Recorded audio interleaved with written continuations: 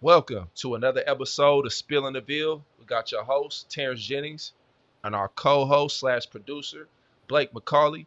And man, we got a huge interview coming from, I could say, a mentor, somebody that, coached me up in my youth. Anybody want to take a look? This beautiful trophy. My man Leaves, you was there when I got this, man. Hey, appreciate you for coming on the show. We got to catch up, and man, it was epic, man. It was great to catch up on those old times, just revisiting his perspective, because when you're in it, Blake, when you're kind of in the zone and when you're playing, you don't get to see from the outside looking in. So him giving us another look, just as far as how important the scouting was and how important preparation was, for us to be successful, man. So it was great to catch up with him, and I'm excited for this one to come out, man. So Yeah, it was great to hear from a first coach on the show. We've heard a lot of players' perspectives of what it was like playing for Coach Pitino, but now we kind of got a perspective of what it was like kind of on the scouting side and as a coach. If something was going wrong, he was getting after them the same way he was getting after you guys. So it right, was cool right, to hear right. him, hear his perspective and all his stories when he was at U of L. Yeah, man, highly successful coach, man. He's coached a lot of major favorite players, a lot of high-ranking players, McDonald's game, Derby Classic, all he's done it all. So he's coached under Rick Pitino. So I mean, his resume is extensive. So I'm just glad that he came on the show and just blessed us with some good gems. Yeah. Before we get into the interview with him, we've got a big event going on right now. We'll go ahead and announce. We're Yeah, gonna start a big giveaway. We'll announce the winner our next episode, August 28th. But for this giveaway, we're gonna randomly select 3 people who repost this video on X or comment on Instagram, Facebook, and YouTube. And the first person selected will win a $50 gift card to Unrivaled Car Wash. We've talked about it numerous times on this show. We gave you a free $26 wash. If you enjoyed that wash, hey, you got $50 more worth of washes right here. man. I can't wait for you guys to try this out if you haven't. Listen, those car washes last, ladies and gentlemen. Those car washes are gonna get you all the way through the summer. Go down there, Unrivaled, because it's literally in their name. They are Unrivaled. Talking about the best system they got going. Go ahead and put your mask through that automated mat washer there, man. That they have. I never seen nothing like it. I had to run it through twice, man. It wash and dry it all at the same time. It does it all at the same time. Yeah, I try to go there as much as I can. I go there, probably once every 2 weeks at least. Right, But right. yeah, I I say love that twice a place. month. Twice a Yeah, month yeah, is yeah. good. It's Twice a healthy. month It's is good. healthy. I got a healthy addiction, I'd say. Yeah, for sure. You got that nice car, man. You gotta keep it shiny, So hey, go out Yeah, there, they're see taking care of Unrivaled. me. Appreciate y'all, man. Go ahead, Blake. Yeah, go ahead. All right, our second, this person that gets drawn second will win a free month membership at Shoot 360 Louisville. It's another place we've talked about a lot. Come in, train where the professionals train. Come get a personal training with Terence. 28 NBA teams use the same technology we use. Okay, so Steph Curry, when he's in there going to practice, he's shooting on the same exact technology. I Right. mean, if you're a little kid all the way up to a grown adult, we've got something made for you. If you're coming to look just to get shots up, if you're somebody just learning the very beginning, the basics of basketball, we've got skill classes for you. I promise you, if I was a little kid, if I was still in high school, I would have lived at this place. It is Right. just a great atmosphere. You're surrounded by people like Terence, a bunch of former athletes, Coach Luke Whitehead, Tony Williams. You're surrounded by a bunch of legends. So it's a great place to go in there and try out if you haven't yet. Yeah, go ahead.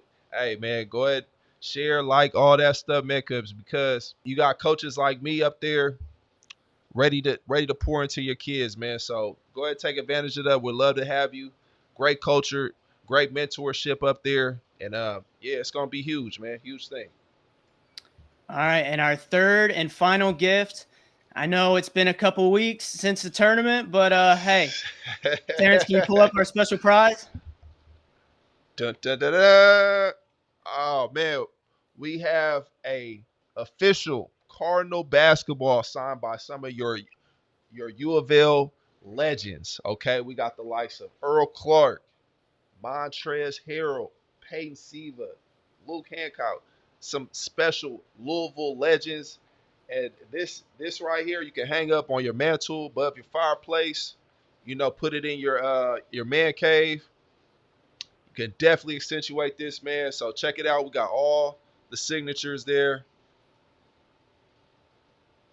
And it's just amazing. Thank you to our Louisville Cardinals, man, our legends, for signing this ball for our fans and for our people out there that supporting the show.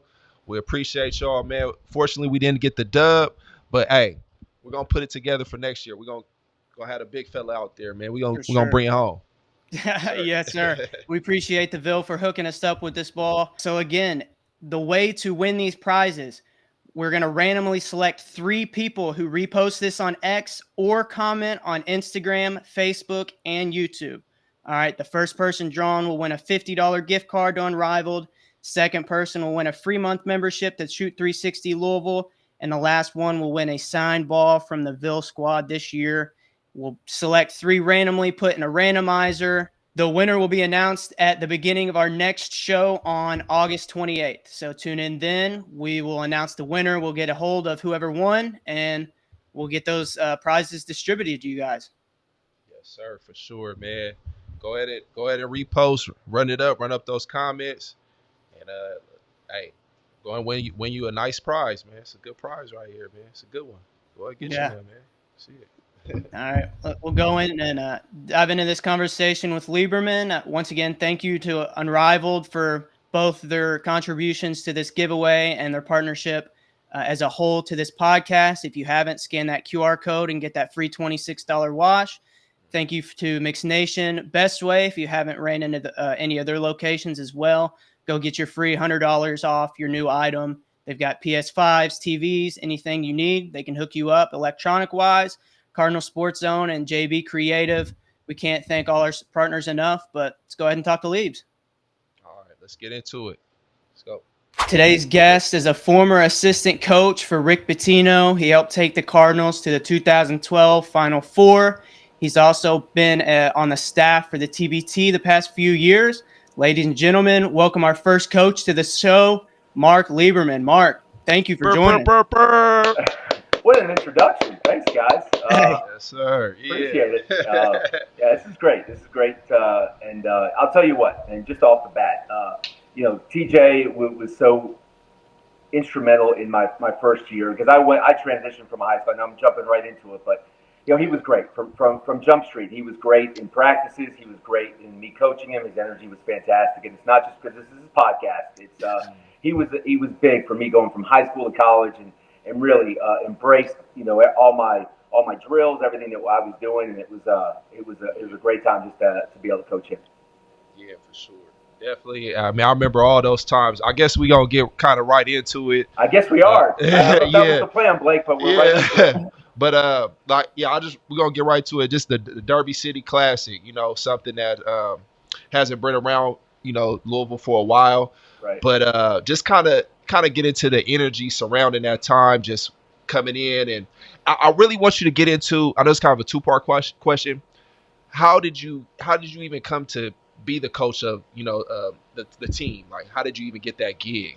Kind of describe that. Sure. So I started off my coaching career at Monsignor Pace High School, where look, it wasn't easy. I came in and we had some success, and my first year I took over at the age of 25, and honestly, I didn't know what the heck I was doing, and trying to build a program from where we were. We were good, and I wanted to bring us to greatness, but it's all about it's a process and getting those players and getting the guys that came in, like Rakeem Buckles was a guy that I had to really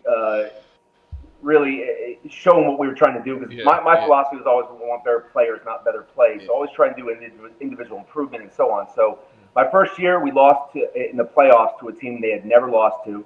So I was like, my job was it was tedious if I was even coming back because it was a Catholic school and they had pride in their athletic programs, and it was a tough first year. And then the second year I was able to bring in some really good kids, and we ended up winning the state championship my second year. And after that, it was just it was a tremendous program, and I was blessed to have so many good players. We sent off to 49 players to play Division I basketball over my 11 years there.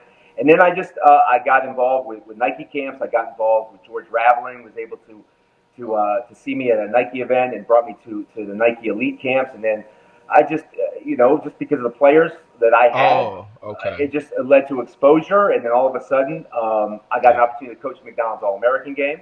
And then I got an opportunity to coach the Derby City Classic. That was prior to the McDonald's game here.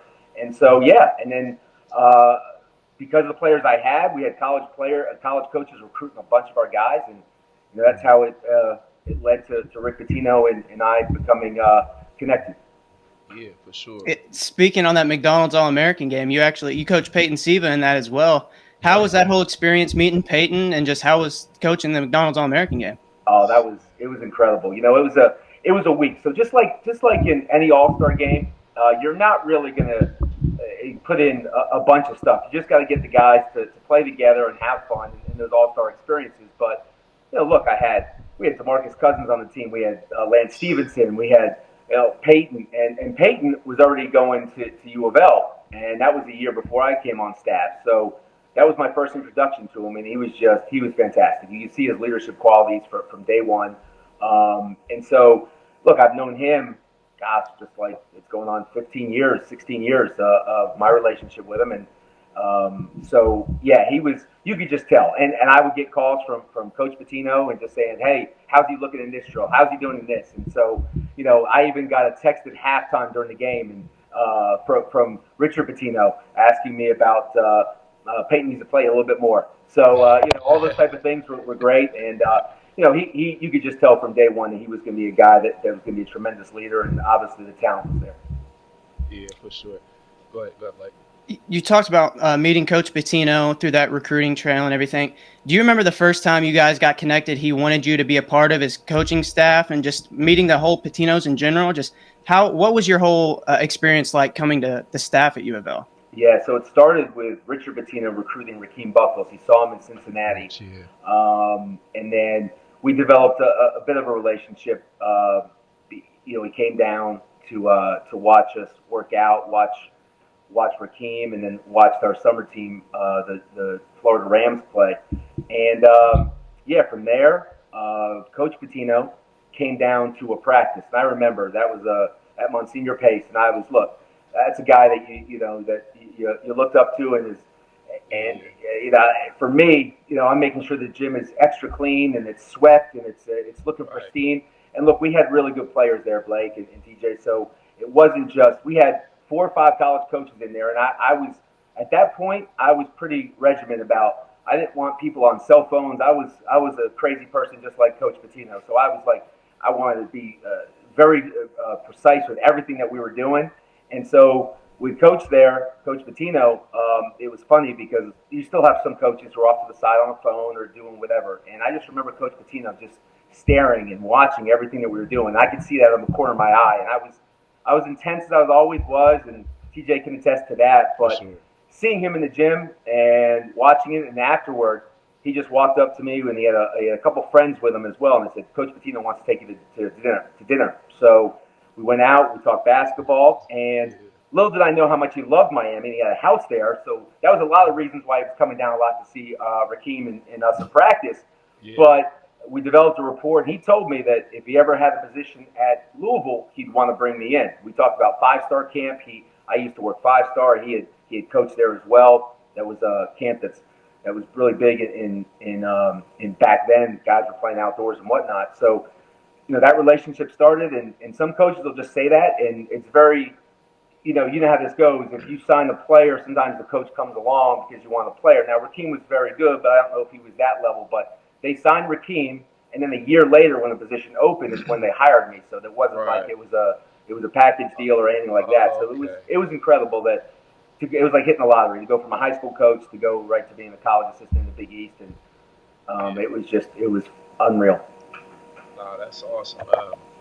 Yeah, so we all know how particular Coach P was, and just how disciplined he was, and how he held everybody accountable. From Even the everybody, coaches. Yeah. coaches, Yeah. he held his Sure. coaches to a very high standard. Can you kind of get into about just how he would hold the coaches accountable, and just from sending them to the treadmills, they messed up on a scout, anything, just kind of get into your story, any stories that stick out to your head that you could tell us, like, all right, this was a wild experience. What's this podcast rated? Because I don't know if I could. Anything? Hey, we can bleep it out if we need to, but we're all good. There's no doubt. Look, he held us to a standard that he did to the players. We had to weigh in, and TJ mentioned about the treadmills. That if we're not in shape, and you understand the philosophy. Look, it was, if you're going to be getting these guys to be in the type of shape that he wants them to be in, he demanded that from his staff and from everybody else. So I learned that. Look, I was told I got to lose 15 pounds my first day on the job, and I'm working out as hard as I can, running drills with all these guys, and so look, it really taught me a lot about self-discipline as well. I mean, that's something, being meticulous with details. As far as the scouting report, which he still does, even at St. John's, you couldn't have a paper scout. You had to have it all in your head. That was part of, he wanted you to know it inside and out. So, like, when you're doing a scout, and that first year with TJ, Steve Maciello, the other assistant, got sick. He was out for a little bit.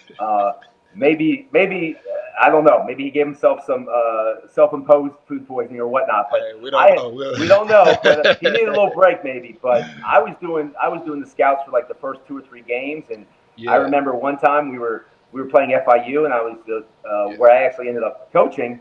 But it was like, all right, we're gonna double the ball screens every single time. It's like, Coach Pitino goes, okay, if it doesn't work, you'll be on the first flight back to Miami. Sure. And it did work. It worked, but I leaves. I remember, from what I can remember my brain, your scouts were really good. You're very detailed, and I think they were pretty successful for what I can remember.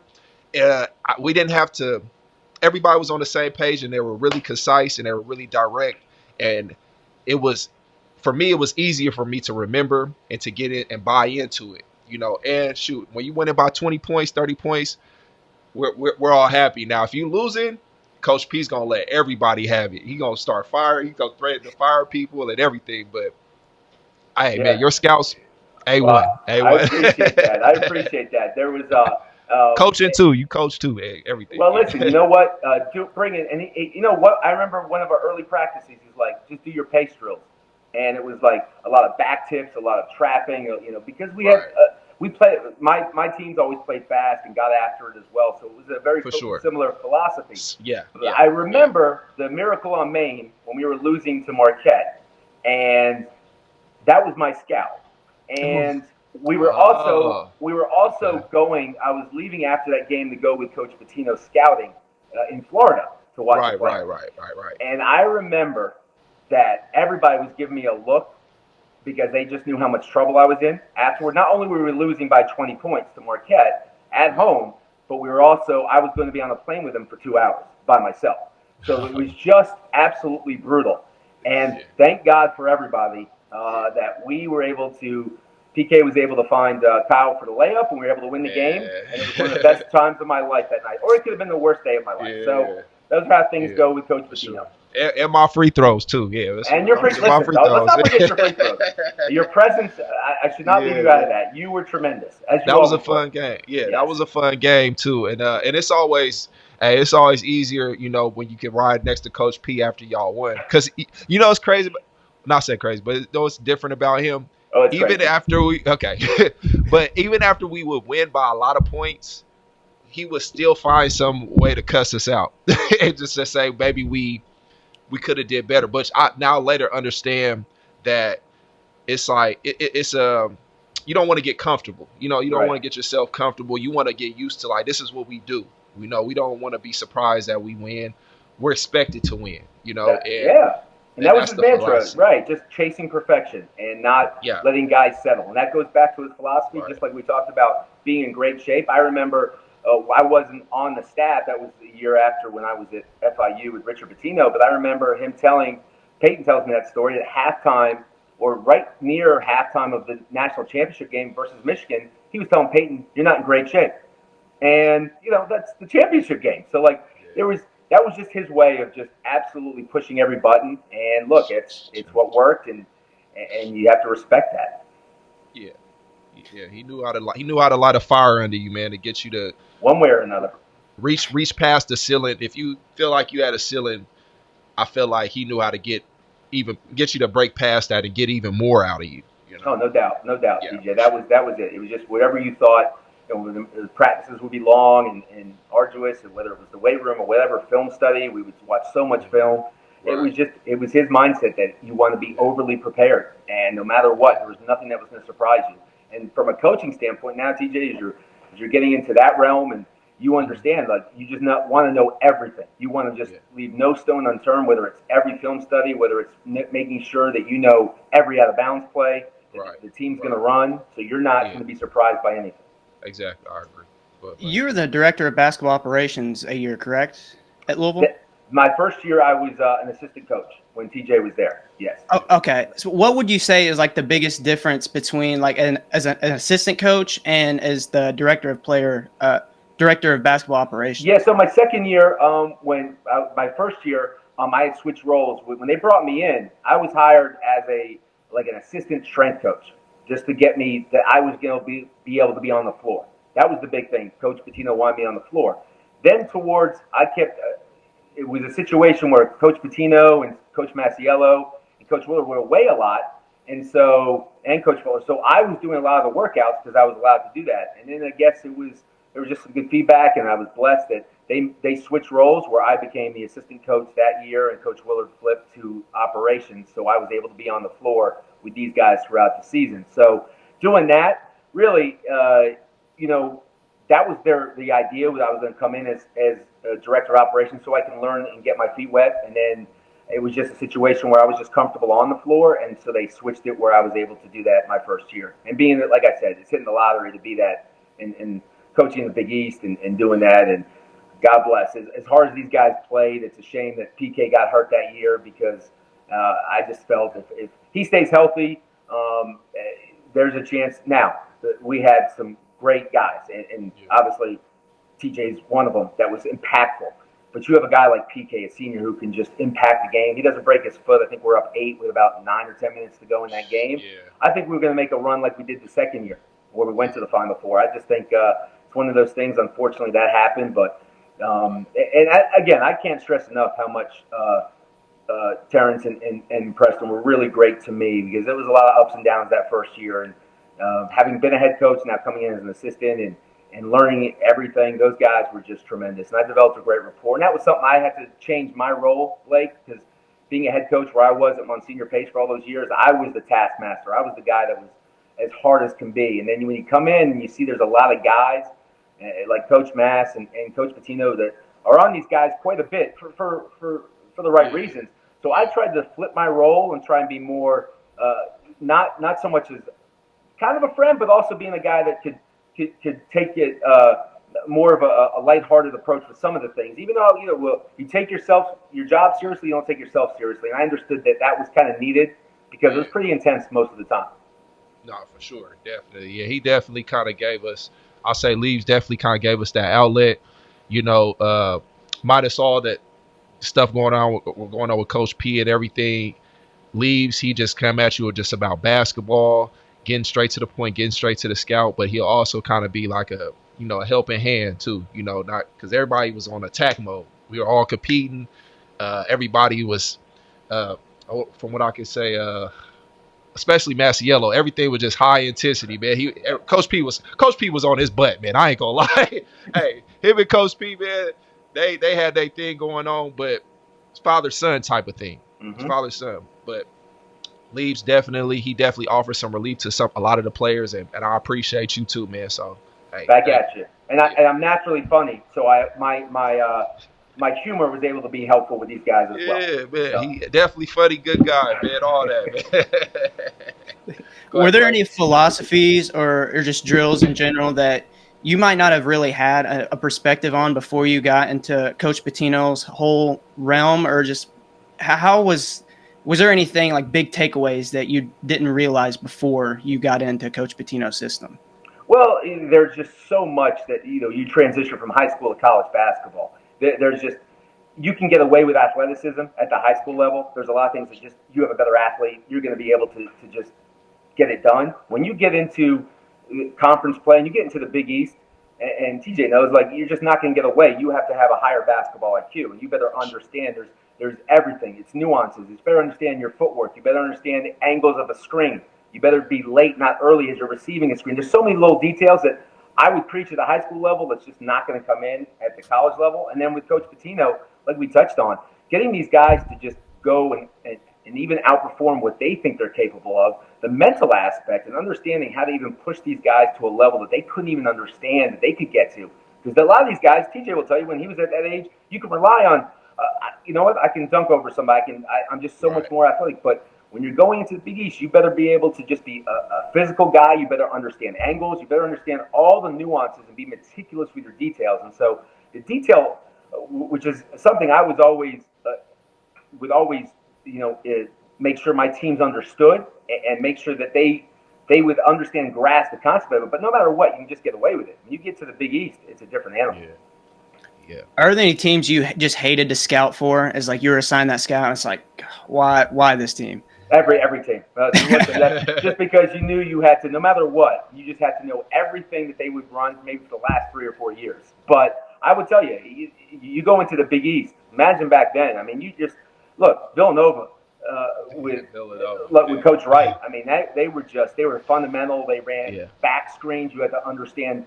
Look, not following up, understanding that we got to be loud early and often, talking through all their actions, and they had really good guard play. So, like, I remember that was when I got dressed down pretty good. The whole staff did when we went to Villanova and got beat pretty good by them. And so, look, it was an indoctrination for myself to understand that these teams, like, you have to be really precise with understanding everything a team's going to do. And look, that just comes to anything. You work hard, you do your film study, you watch everything, you go back as far as you can, and you try to leave every detail, presented to these guys so they understand it.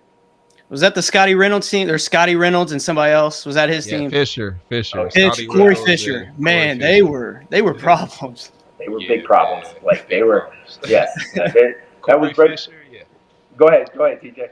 Yeah, it was two fish. It was Corey Stokes and Fisher, I believe. So they had a 3 guard that could shoot really well, and then the 2 guard, Reynolds and the Fisher. Because I remember him and Sos had some type of thing going on back in the day. Yeah, those games are always real fun to watch. Those games, Syracuse, West Virginia, it was like you always knew what you were going to get. It was going to be a bloodbath in those games. Yeah, that's the game we played. Well, they played in the where the Philadelphia 76ers. Yeah. So I remember that game. We did lose that game at Coach Pace. Man, he let everybody have it, man. So yeah, I remember that was definitely one of those games that was really. Oh yeah, really we got our ass kicked, and we got dressed down as a staff, and like you touched on it. Then you have to solve Syracuse zone, and then you have to go down to to play in Coach Huggins and their physicality, where they would just push up on every screen. They would just physically push you out every single time. How they're defending screens. Offensively, they are looking to take you out on every screen they're setting, and we would talk just incessantly about dodging, defeating screens, and swiping, or bigs being active. But man, every game was just an absolute bloodbath. Man, if I didn't get out and do a proper hedge or something on the screen, oh man, dog, I'm gonna hear it all day long. Treadmill. Oh, you can't miss I went back and watched some of our old games to make sure that when I came on here that TJ was doing everything to a T. He was pretty good. I was paranoid, man. He was like, we all were. JB Creative, your trusted website designer and content creator, making your brand stand out from the rest. From web design and SEO to brand development for your business, JBC's got you covered. Let's go create. Just wanted to take a second and give a big shout out to Best Way, home of the low price guaranteed, or it's free, where you can get all of your home furnishing needs on a deal. They have everything from smart refrigerators, washer, dryer sets, 86-inch TVs, PS5s, Xboxes, all the way to reclining living room suites and bedroom suites. Best Way offers so many ways to pay, from retail, rent to own, and even financing through Lendmark, with 2 locations in Indiana, one in New Albany, and one in Jeffersonville. 5 locations in Kentucky: Radcliffe, Dixie Highway, Hikes Lane, Shelbyville, and Shepherdsville. Stop by today and tell them that we sent you to get $100 off your new item. Now let's get back to the show. Earlier, you brought up how big of a leader Peyton was and how Preston was to the team when he got hurt. Were there any other guys that you coached during your tenure at Louisville that you thought was just like a really good leader but might not really get the credit that they deserve? I think, look, coming in that first year, I think everybody was.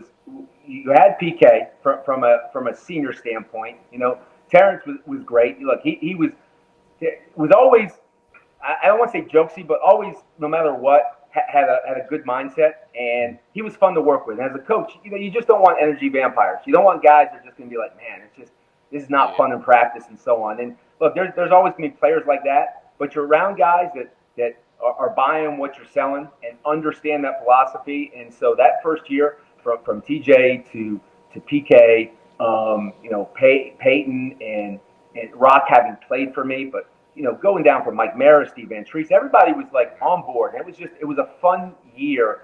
You know, obviously we lose to Moorhead, but the result was we won all our Big East games at the Yum Center. We opened up the Yum. We opened up by beating Butler, and it was just for me that you have to understand the process, and it's not always the outcome. So all those guys impressed me with their understanding and their maturity. Because seeing even Peyton from year one to where he was as a sophomore was just tremendous, and seeing his growth. So I think everybody was just great. And then my second year here, you know, you saw that leap that Peyton had, and then understanding, hey, this is my team now, and understanding. And then you have, you know, with Russ coming in and now him being a huge part of what we were doing. So and Gorgie, and look, it was really neat that second year and seeing those guys make that jump from, all right, well, we're not really sure, to taking ownership of the team. Because I'm a big believer, Blake, that championship teams are player-led. They're never led by coaches. It's all about the players. And I really felt that first year we had great leadership. And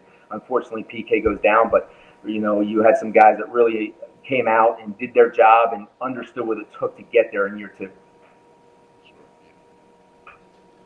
Is there like a certain player that sticks out to you that tells you like, okay, his work ethic is just amazing. It's just off the charts. This kid's always getting up shots. He's first one in the gym. Is there any guy that it could be UofL from back in your time, anybody in the NBA, just anybody that you could think of that their work ethic just really sticks out to you?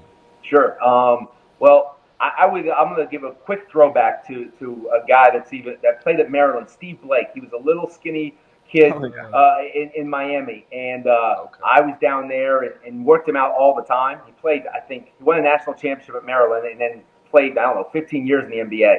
And you would think nothing, scrawny little white kid from Miami, and you could just tell that he was just an absolute worker. And ended up going to Oak Hill and was just tremendous. And then when I get to, and if you go back to my time at Louisville, a lot of guys would come in and get extra work in, man.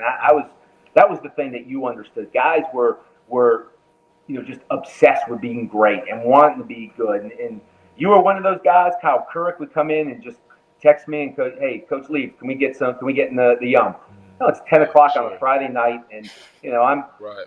Maybe or maybe not. I had one beverage, and I'm like, okay, all right, let me get over there. That's all right. You just got to get up and rebound a little bit. Exactly. Well, yeah, and that was it. And just hey, let's get some more shots up. And you could never, you as a basketball junkie like me, I love that. I love guys who love to get in the gym and get extra work in. And there's a great picture of in that first program, the program that goes out to all the media. It's my page has me and TJ, me doing the drill with him. So I still got that picture back here somewhere in my office, man. And that's something I take pride in, because that was a guy that was a lot of fun to work with. Like I said, when you have somebody that just gives that energy and is fun to coach, that makes a huge difference, Blake.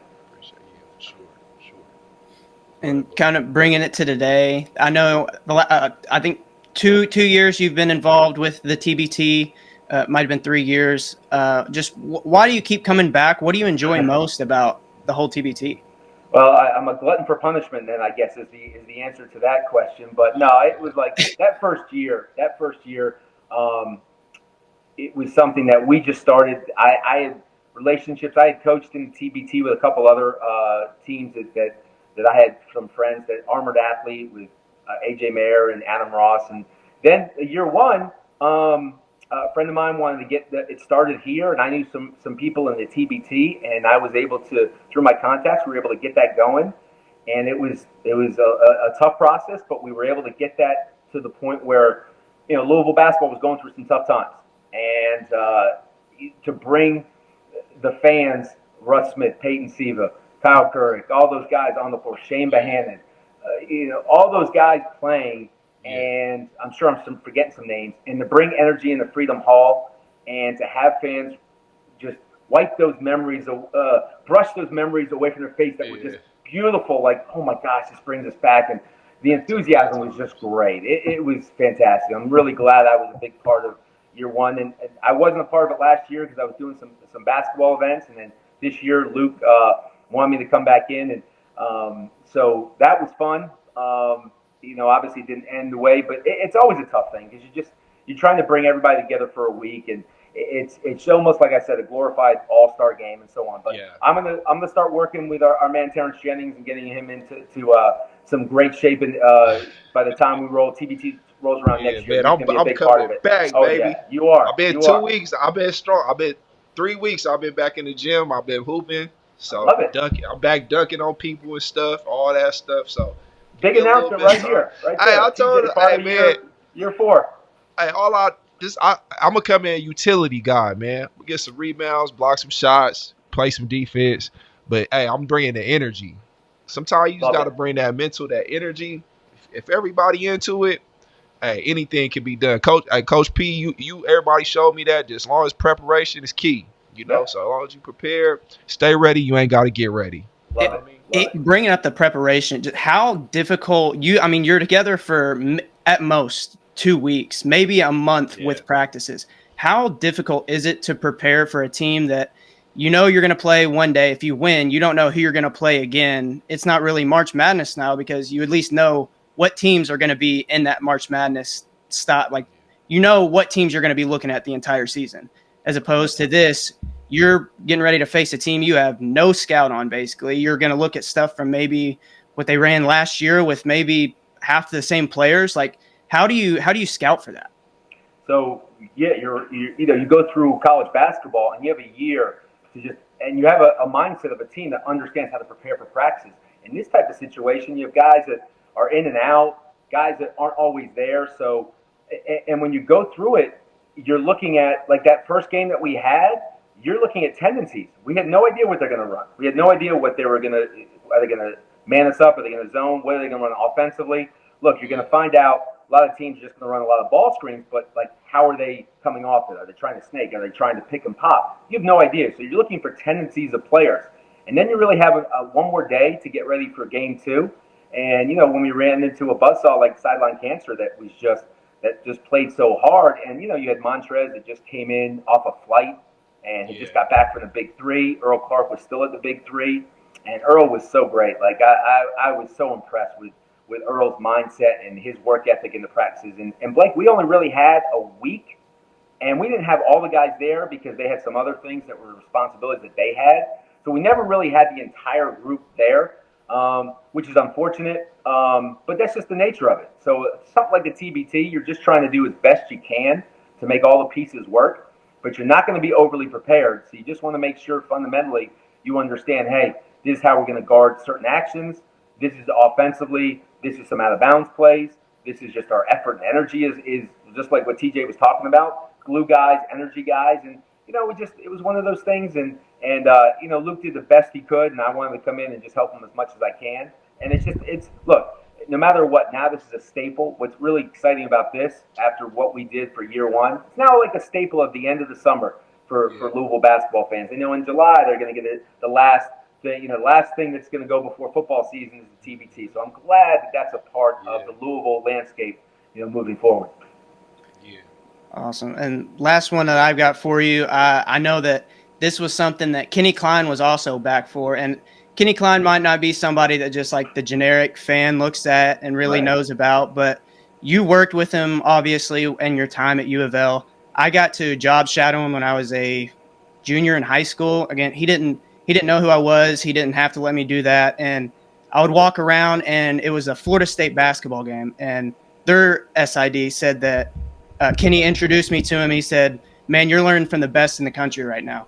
Can you go into detail just about how important Kenny Klein was just to Louisville athletics in general? I probably can't emphasize enough that the people that don't know who he is, Kenny was just an absolute rock for everything that happened there. And every time that we were good or bad, he was there. If I had a question, he was always affable, was always there for you, always had a good mindset, was never too high or too low, which I think was something that Coach Pitino needed as well. This is a guy that no matter what, he's not going to overreact. He's not going to. He's going to keep calm, no matter how dire the situation might be. This is a guy that just understood. And for me, it was a calming influence with all the swirling that goes around with the Louisville basketball program. This is a guy that was a constant staple of just serenity and knowledge, and someone who could just take care of it. So I couldn't be effusive enough of my praise for Kenny Klein and him coming to the TBT practices and still seeing him, and it's a great thing. Yeah, shout out Kenny Klein, man. That's my guy, man. Yeah, I was a student manager for the Louisville football team my freshman year of college as well, and anytime he was still at Louisville, and I would be a headset manager up with the coaches in the press box, and anytime one of the review TVs would go out, "Go get Kenny Klein," I would sprint. I'm out of breath. "Kenny, I need that." He would calm, collected, get it, anything that I needed done. So, I mean, you look at any MVP, he is the real MVP for all Louisville athletics for sure. No doubt. And Coach Pitino brought him up to be a part of the St. John staff this past year because he knows what kind of influence Kenny has on everybody from every piece of it. He knows everything that's happening, and you can't say enough about that man. For sure. Yeah. So, is anything that you want to kind of talk about, promote right now? What you got going on right now? What's new with the leagues, man? What's going on currently? Well, right now, still doing some radio work here for ESPN, and I might get involved with some basketball here this year. I'm not coaching at high school this upcoming season. I want to spend a little more time with making sure my daughter lives here, and I've been back and forth coaching, and I was coaching in southeastern Louisiana, and we had some success there. I took a job in Georgia, but it just brings me back to this great town and my daughter. So I've been back here a couple years now, and so doing some stuff with ESPN and going to do some training. Hopefully I get to do some stuff with my man TJ here at some point, and for sure. Because he's just watching him, and we had some TBT practices at Shoot 360, and just watching him interact, I knew he'd be a natural, and I know he'll be a natural for coaching as well, because he's got a great demeanor, he understands the game, and he can transfer his knowledge to a player. And that's something that people don't understand how difficult that is sometimes. So I was truly impressed just the time I was around him at Shoot 360, and be able to reconnect with him was fantastic, because he's always a guy that I just had a great rapport with and always appreciated. So being back here, Blake, I'm going to make sure I spend a little more time with this guy. For sure, definitely. Anything else, Blake? We got anything else for him? No, that's it. We appreciate you for joining us today. That was good, man. Well, hopefully, listen. The after hour show, when I get into the really detailed Rick Pitino stories that you really want, great. That's like the bonus. You got to pay for the paywall to get to those. There we go. We got a lot going on, man. But we gonna get we gonna put that on the after hours. That's the after hours. There we go. But thanks, hey Leaves, man. I appreciate you so much. Appreciate you. Thank you so much for coming on the show today.